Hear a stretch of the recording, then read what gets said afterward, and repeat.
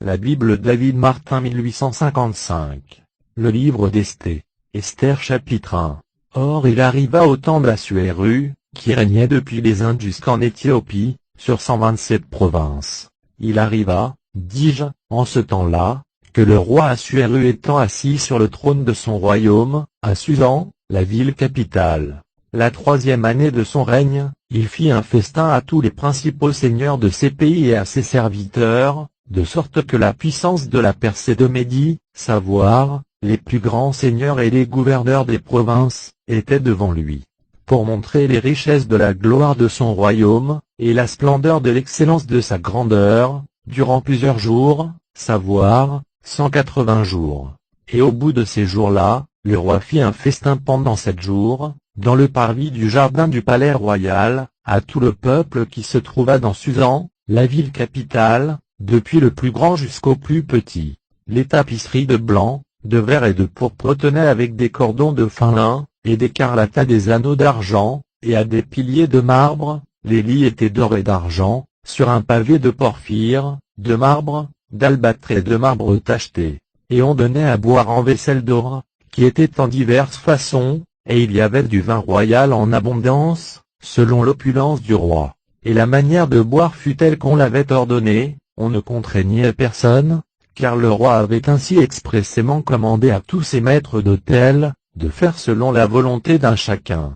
Et Vasthi, la reine, fit aussi un festin aux femmes dans la maison royale qui était au roi Assuéru. Or, au 7e jour, comme le roi avait le cœur gai de vin, il commanda à Méhuman, Bista, Arbona, Bicta, Abacta, Zétar et Carca, les 7 eunuques qui servaient devant le roi Assuéru, qu'ils amenassent devant lui la reine Vasthi, portant la couronne royale, afin de faire voir sa beauté au peuple et au seigneur, car elle était belle à voir. Mais la reine Vasthi refusa de venir au commandement, que le roi lui fit faire par les eunuques, et le roi se mit en fort grande colère, et sa colère s'embrasa au-dedans de lui. Alors le roi dit aux sages qui avaient la connaissance des temps, car le roi communiquait ainsi, avec tous ceux qui connaissaient les lois et le droit.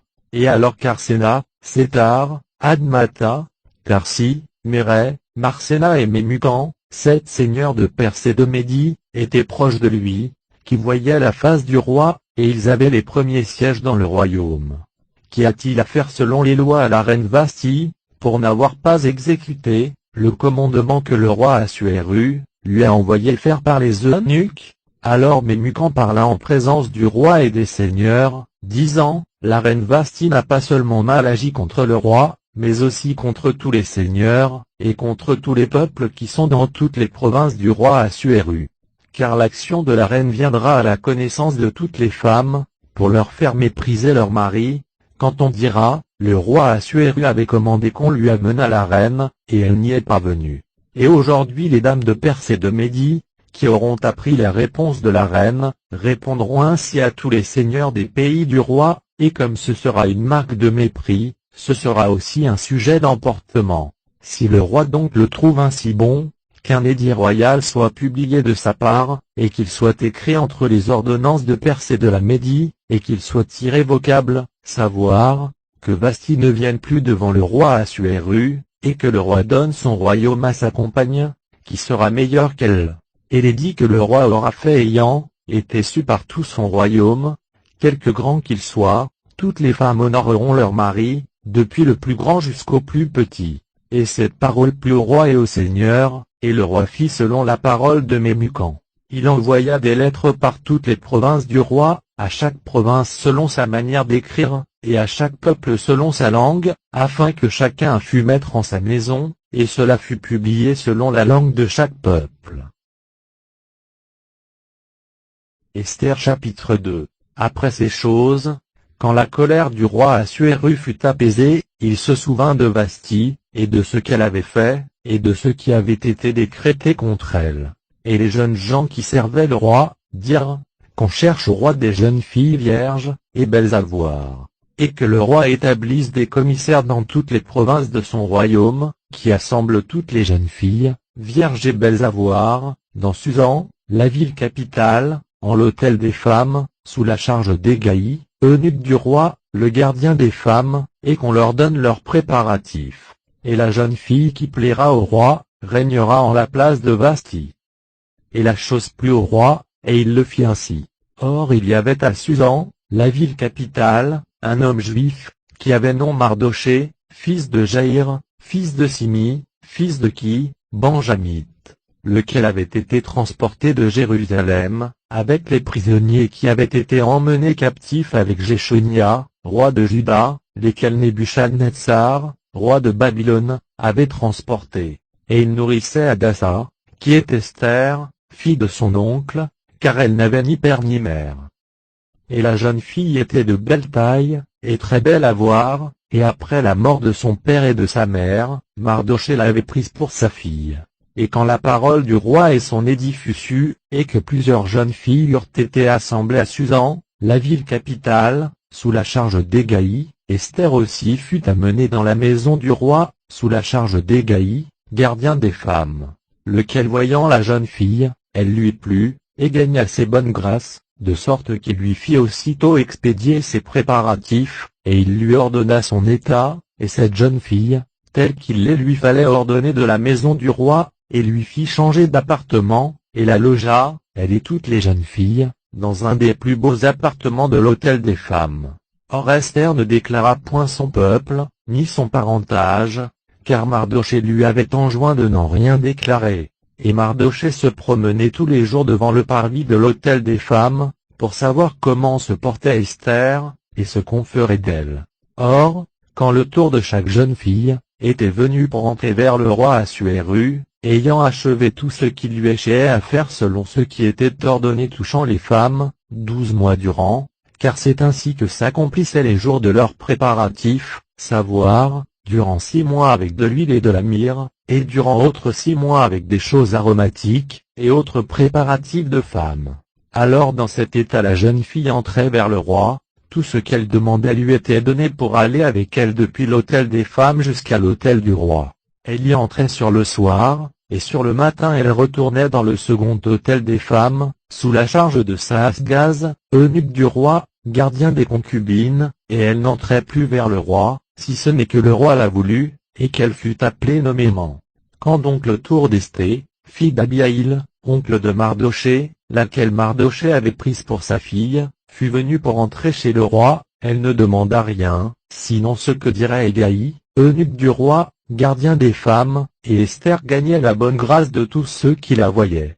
Ainsi Esther fut amenée au roi Assuérus, dans son hôtel royal, le 10e mois, qui est le mois de Tébet, en la 7e année de son règne.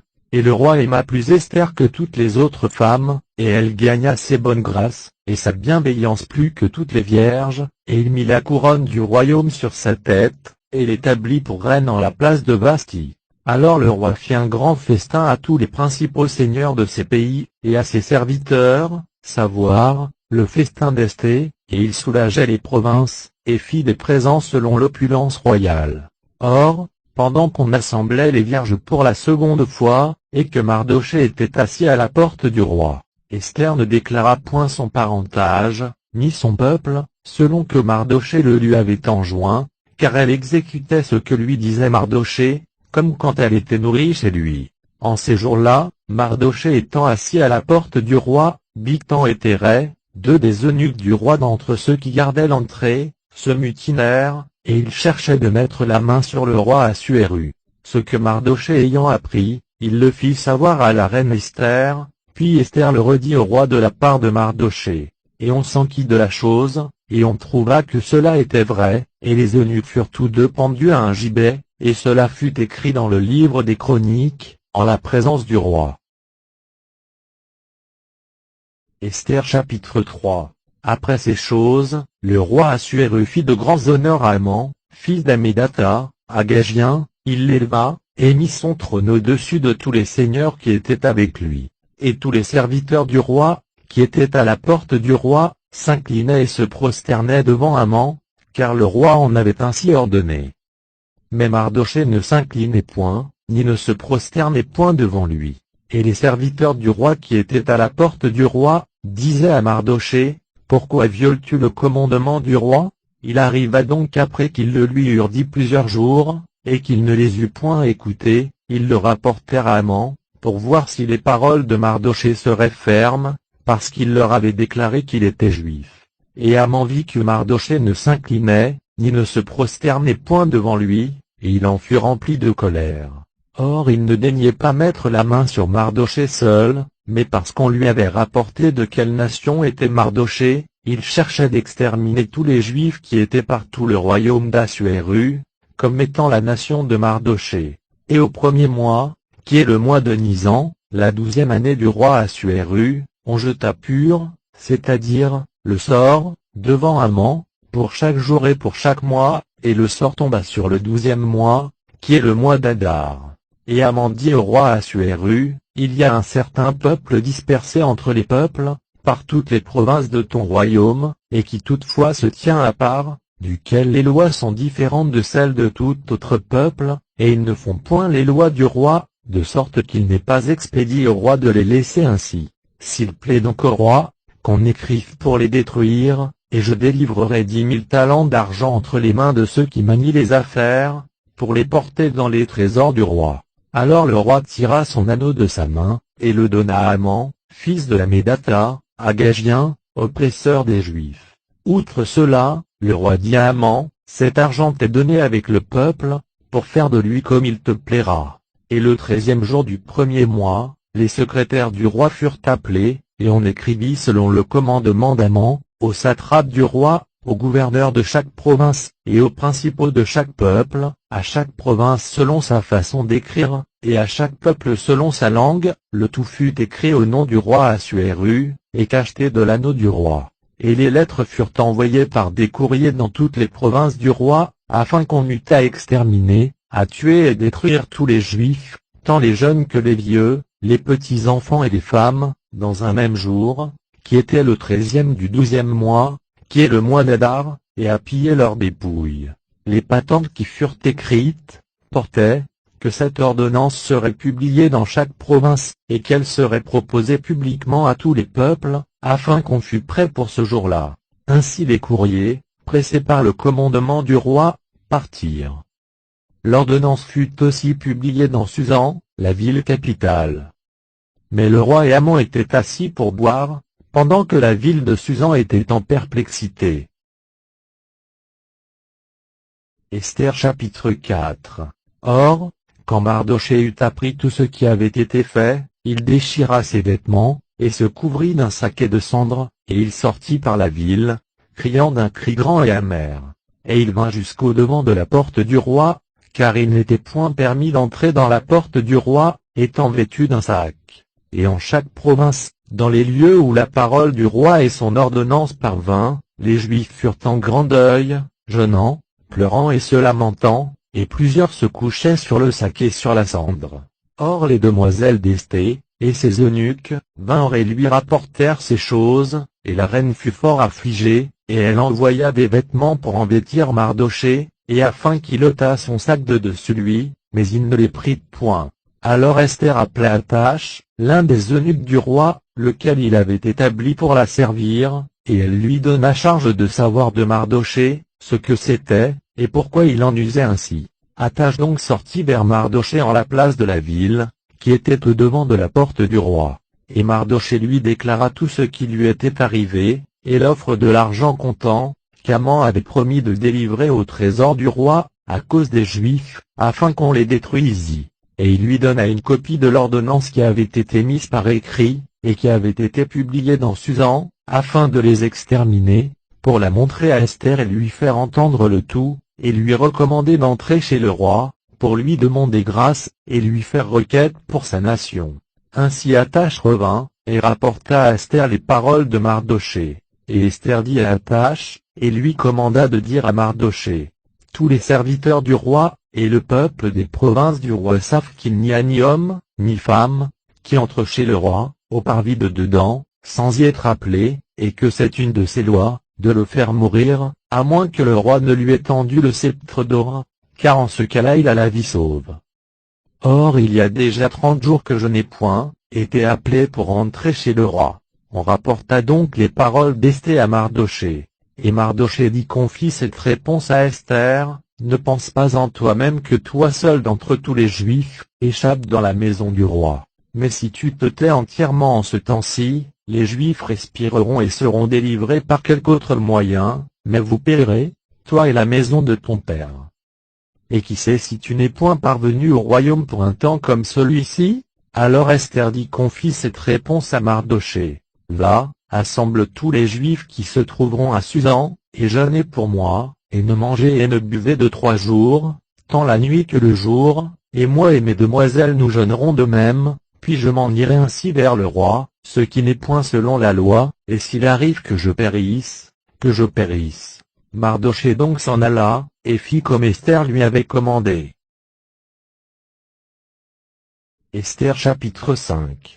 Et il arriva qu'au 3e jour Esther, se vêtit d'un habit royal, et se tint au parvis de dedans du palais du roi, qui était au devant de l'autel du roi, et le roi était assis sur le trône de son royaume, dans le palais royal, vis-à-vis de la porte du palais. Or, dès que le roi vit la reine Esther, qui se tenait debout au parvis, elle gagna ses bonnes grâces, de sorte que le roi tendit à Esther le sceptre d'or qui était en sa main, et Esther s'approcha, et toucha le bout du sceptre. Et le roi lui dit, « Qu'as-tu reine Esther, et quelle est ta demande ? Quand ce serait jusqu'à la moitié du royaume, il te sera donné. » Et Esther répondit, « Si le roi le trouve bon, que le roi vienne aujourd'hui avec Haman au festin que je lui ai préparé. » Alors le roi dit, qu'on fasse venir en diligence Haman, pour accomplir la parole d'Esther. Le roi donc vint avec Haman au festin qu'Esther avait préparé. Et le roi dit à Esther au vin de la collation, « Quelle est ta demande, et elle te sera octroyée. Et quelle est ta prière ? Quand tu me demanderais jusqu'à la moitié du royaume, cela sera fait. » Alors Esther répondit, et dit, « Ma demande, et ma prière est, si j'ai trouvé grâce devant le roi, et si le roi trouve bon d'accorder ma demande, et d'exaucer ma requête, que le roi et Haman viennent au festin que je leur préparerai, et je ferai demain selon la parole du roi. » Et Haman sortit en ce jour-là, joyeux et le cœur gai. Mais sitôt qu'il eut vu, à la porte du roi, Mardochée, qui ne se leva point, et ne se remua point pour lui, Haman fut rempli de colère contre Mardochée. Toutefois Haman se fit violence, et vint en sa maison, puis il envoya acquérir ses amis, et Zérès sa femme. Alors Haman leur raconta la gloire de ses richesses, et l'excellence de ses enfants, et toutes les choses dans lesquelles le roi l'avait agrandi, et comment il l'avait élevé par-dessus les principaux seigneurs et serviteurs du roi. Puis Haman dit, « Et même la reine Esther m'a fait venir, que moi avec le roi au festin qu'elle a fait, et je suis encore demain convié par elle avec le roi. Mais tout cela ne me sert de rien, pendant tout le temps que je vois Mardochée, ce juif, séant à la porte du roi. » Alors Zérès, sa femme, et tous ses amis lui répondirent, « Qu'on fasse un gibet haut de 50 coudées, et demain au matin, dis au roi, qu'on y pende Mardochée, et va-t'en joyeuse au festin avec le roi. » Et la chose plut à Haman, et il fit faire le gibet.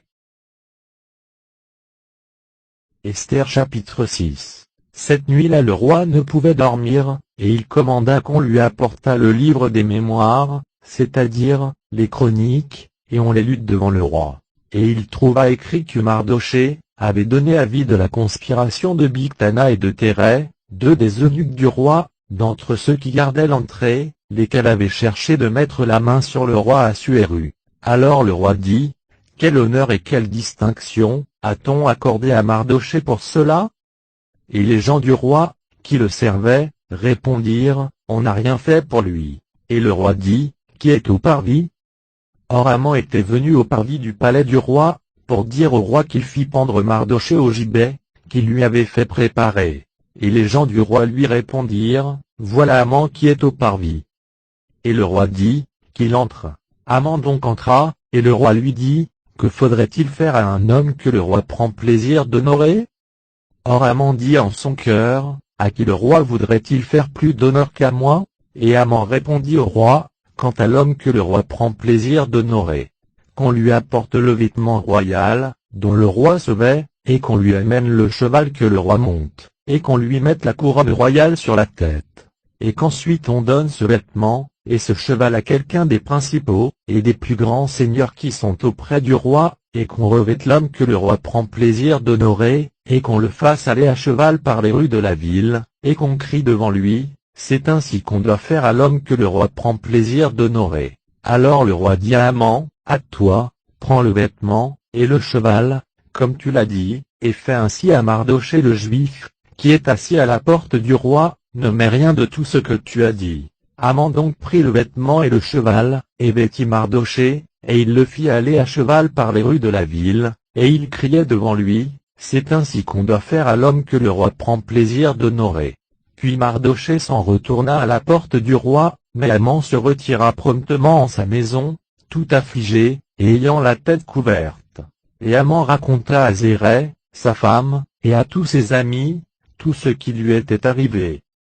Alors ses sages et Zérès, sa femme, lui répondirent, si Mardochée, devant lequel tu as commencé de tomber, est de la race des Juifs, tu n'auras point le dessus sur lui, mais certainement tu tomberas devant lui. Et comme il parlait encore avec lui, les eunuques du roi vinrent, et se hâtèrent d'amener Haman au festin qu'Esther avait préparé. Esther chapitre 7. Le roi donc, et Haman, vinrent au festin avec la reine Esther. Et le roi dit à Esther, encore ce second jour, au vin de la collation, quelle est ta demande, reine Esther, et elle te sera octroyée. Et quelle est ta prière? Fût-ce jusqu'à la moitié du royaume, cela sera fait. Alors la reine Esther répondit, et dit, si j'ai trouvé grâce devant toi, ô roi, et si le roi le trouve bon, que ma vie me soit donnée à ma demande, et que mon peuple me soit donné à ma prière. Car nous avons été vendus, moi et mon peuple, pour être exterminés, tués et détruits.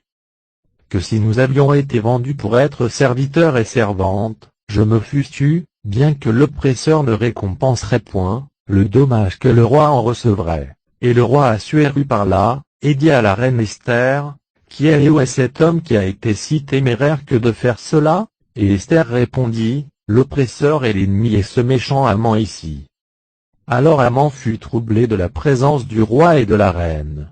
Et le roi en colère se leva du vin de la collation, et il entra dans le jardin du palais, mais Haman resta, afin de prier pour sa vie la reine Esther, car il voyait bien que le roi était résolu de le perdre. Puis le roi retourna du jardin du palais au lieu où l'on avait présenté le vin de la collation, or Haman s'était jeté sur le lit où était Esther, et le roi dit, forcerait-il bien encore sous mes yeux la reine en cette maison? Dès que la parole fut sortie de la bouche du roi, aussitôt on couvrit le visage d'Haman. Et Harbona, l'un des eunuques, dit en la présence du roi, voilà même le gibet qu'Haman a fait faire pour Mardochée, qui donna ce bon avis pour le roi, et tout dressé dans la maison d'Haman, haute de 50 coudées. Et le roi dit, pendez-l'y. Et ils pendirent Haman au gibet, qu'il avait préparé pour Mardochée, et la colère du roi fut apaisée. Esther chapitre 8. Ce même jour-là le roi Assuérus donna à la reine Esther la maison d'Haman, l'oppresseur des Juifs. Et Mardochée se présenta devant le roi, car Esther avait déclaré ce qu'il lui était.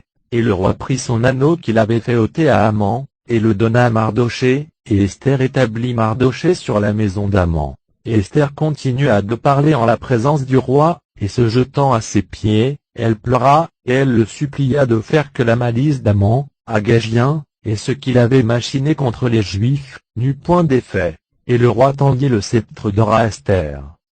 Alors Esther se leva, et se tint debout devant le roi.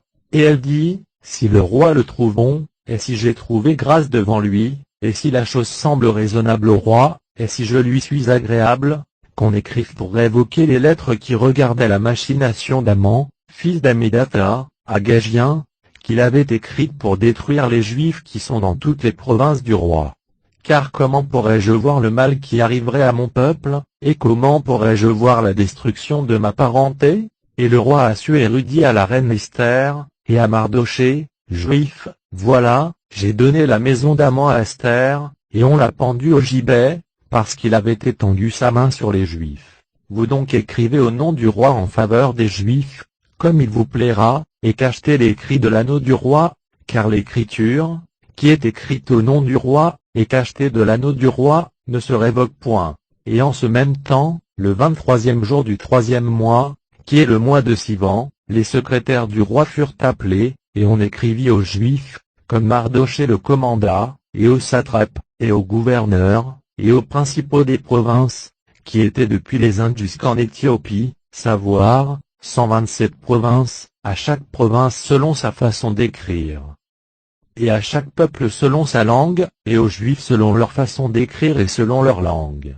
On écrivit donc des lettres au nom du roi Assuéru, et on les cacheta de l'anneau du roi, puis on les envoya par des courriers, montés sur des chevaux, des dromadaires et des mulets. Savoir, que le roi avait octroyé aux Juifs qui étaient dans chaque ville, de s'assembler, et de se mettre en défense pour leur vie, afin d'exterminer, de tuer, et de détruire toute assemblée de gens, de quelque peuple et de quelque province que ce soit, qui se trouverait en armes pour opprimer les Juifs, de les exterminer, eux et leurs petits-enfants, et leurs femmes, et de piller leurs dépouilles. Dans un même jour, dans toutes les provinces du roi Assuéru, savoir, le 13e jour du 12e mois, qui est le mois d'Adar. Les patentes qui furent écrites, portaient que cette ordonnance serait publiée dans chaque province, et proposée publiquement à tous les peuples, afin que les Juifs fussent prêts en ce jour-là, pour se venger de leurs ennemis. Ainsi les courriers, montés sur des chevaux et des mulets, partirent, se dépêchant et se hâtant pour la parole du roi. L'ordonnance fut aussi publiée dans Susan, la ville capitale. Et Mardochée sortait de devant le roi en vêtements royaux de couleur de pourpre et de blanc, avec une grande couronne d'or, et une robe de fin lin et d'écarlate, et la ville de Susan jetait des cris de réjouissance, et elle fut dans la joie. Et il y eut pour les Juifs de la prospérité, de la joie, de la réjouissance et de l'honneur. Et dans chaque province, et dans chaque ville, dans les lieux où la parole du roi, et son ordonnance était parvenue, il y eut de l'allégresse, et de la joie pour les Juifs, des festins et des jours de fête, et même plusieurs d'entre les peuples des pays se faisaient juifs, parce que la frayeur des Juifs les avait saisis.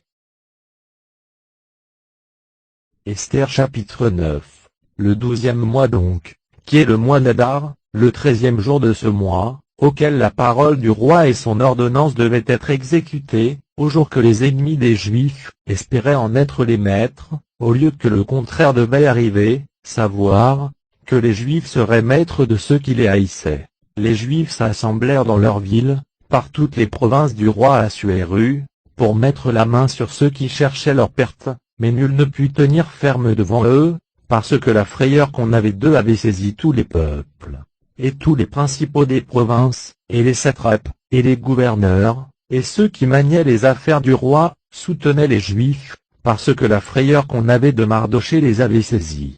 Car Mardochée était grand dans la maison du roi, et sa réputation allait par toutes les provinces, parce que cet homme Mardochée allait en croissant.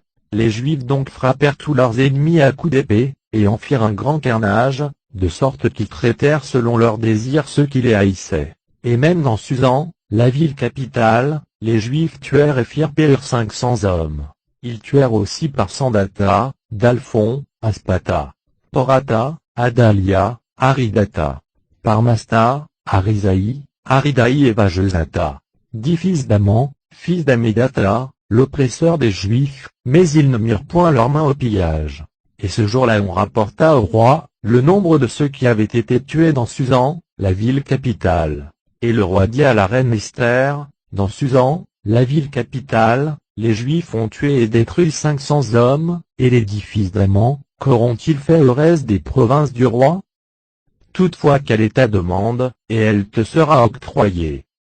Et quelle est encore ta prière, et cela sera fait. Et Esther répondit, si le roi le trouve bon, qu'il soit permis encore demain aux Juifs qui sont à Susan, de faire selon ce qu'il avait été ordonné de faire aujourd'hui, et qu'on pende Ogibel et 10 fils d'Aman. Et le roi commanda que cela fût ainsi fait, de sorte que l'ordonnance fut publiée dans Susan, et on pendit les 10 fils d'Aman. Les Juifs donc qui étaient dans Susan, s'assemblèrent encore le 14e jour du mois d'Adar, et tuèrent dans Susan 300 hommes, mais ils ne mirent point leurs mains au pillage. Et le reste des Juifs qui étaient dans les provinces du roi, s'assemblèrent, et se mirent en défense pour leur vie, et ils eurent du repos de leurs ennemis, et tuèrent 75 000 hommes de ceux qui les haïssaient, mais ils ne mirent point leurs mains au pillage. Cela se fit le 13e jour du mois d'Adar, mais le 14e du même mois ils se reposèrent, et ils le célébrèrent comme un jour de festin et de joie. Et les Juifs qui étaient dans Susan, s'assemblèrent le 13e et le 14e jour du même mois, mais ils se reposèrent le 15e, et le célébrèrent comme un jour de festin et de joie. C'est pourquoi les Juifs d'Hébreu, qui habitent dans des villes non murées, emploient le 14e jour du mois d'Adar, en réjouissance, en festin, en jour de fête, et à envoyer des présents l'un à l'autre.